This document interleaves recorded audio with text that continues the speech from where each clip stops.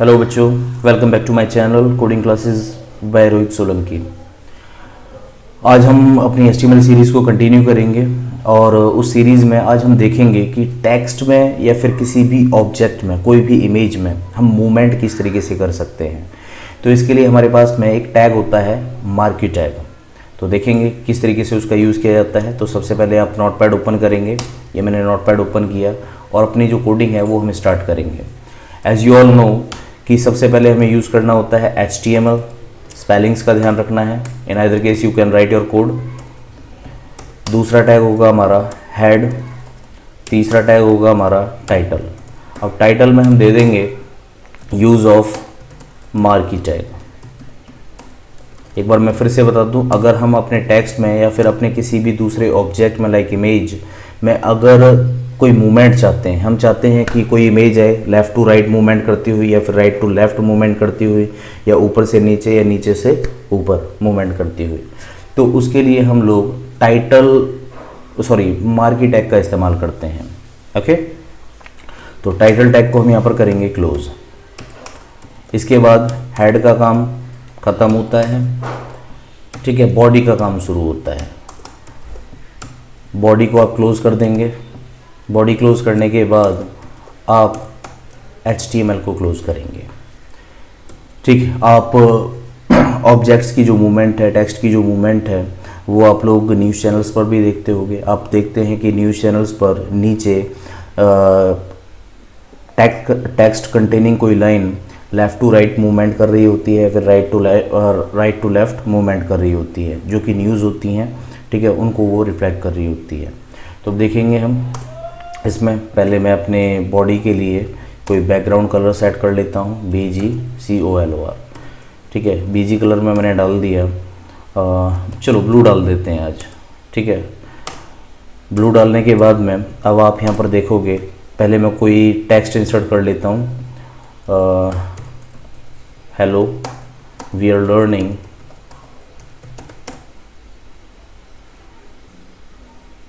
The use of marquee tag, ठीक है। Simple, ये लाइन काफ़ी है। अब अगर मैं इस फाइल को एज इट इज़ ऐसे ही सेव कर देता हूँ तो मुझे सिर्फ और सिर्फ टेक्स्ट दिखाई देगा और टाइटल दिखाई देगा। करके आप लोगों को दिखला देता हूँ, marq.html, ठीक है। फाइल को मैंने किया सेव करने के बाद इसको मैं करूँगा मिनिमाइज़ करने के बाद आप देख सकते हैं कि हमारी जो फाइल है वो डेस्कटॉप पर अपीयर हो गई है। इस पर मैं डबल क्लिक करूँगा। डबल क्लिक करने पर आप ये देख सकते हो बैकग्राउंड हमारा सेट हो गया है ब्लू कलर से, ठीक है। जो टाइटल हमने दिया था यूज़ ऑफ मार्की टैग वो भी आ गया है और साथ ही साथ जो कंटेंट हमने इसमें डाला था वो कंटेंट भी आपको शो हो रहा है। तो अब उसके बाद आप क्या कर सकते हो कि मैं चाहता हूँ कि जो टेक्स्ट है ये मूव करता रहे, इसके अंदर मूवमेंट होती रहे।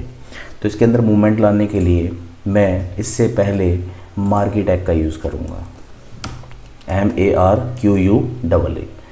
और जहाँ तक मुझे मूवमेंट लानी है, जहाँ तक टेक्स्ट में मुझे मूवमेंट करनी है, वहाँ पर मैं मार्की को क्लोज कर दूँगा।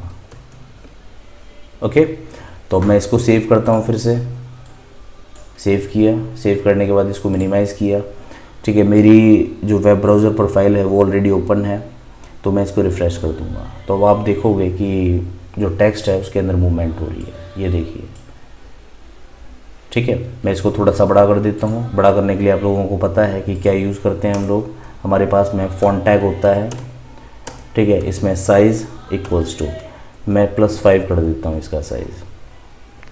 और जहाँ पर मेरा टेक्स्ट ख़त्म हो रहा है वहाँ पर मैं फॉन्ट को क्लोज भी कर देता हूँ। कलर भी दे देता हूँ। ब्लू कलर के ऊपर मेरे ख्याल से येलो कलर या फिर रेड कलर अच्छा लगेगा। सेव किया। सेव करने के बाद में इसको मैंने ऑल टैप किया, F5 किया।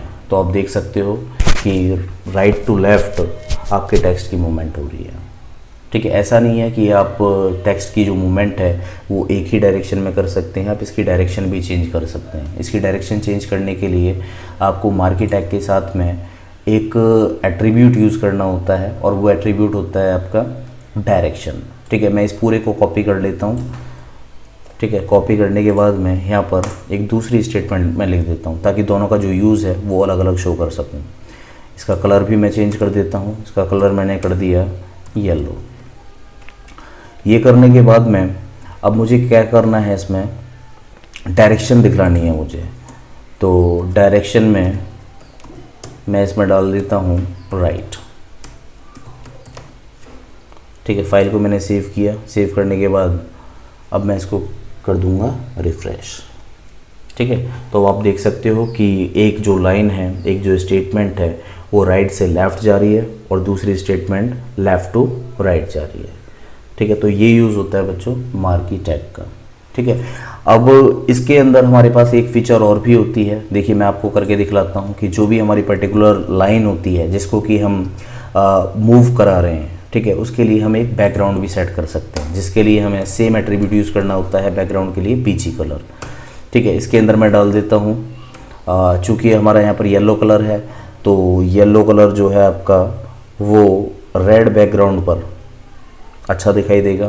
तो मैंने बैकग्राउंड में रेड डाल दिया और ऊपर वाला जो है कलर ऑलरेडी मैंने रेड दिया हुआ है, तो यहाँ पर बीजी कलर में डाल देता हूँ